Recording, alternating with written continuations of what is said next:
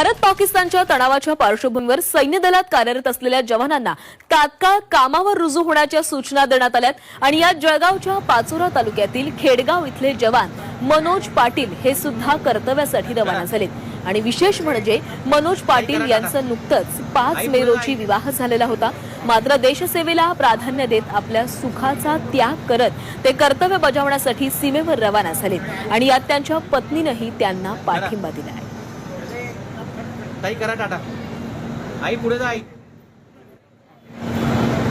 मला खूप अभिमान आहे, माझे मिस्टर बॉर्डरवर चालले, आज आमच्या सत्यनारायणची पूजा होती तरी मी त्यांना सपोर्ट करते, जावं असं माझा अभिमान आहे देशावरती। माझा मुलगा देशासाठी जातोय, सेवा करतोय, काय झालं तेवढ्यासाठी मला खूप अभिमान आहे। हे लग्न नुकतंच झाल्यानंतर माझी सूनबाई बी सपोर्ट करते आम्हाला सर्वांना, परिवारांना। आमच्या त्याला शुभेच्छा आहेत।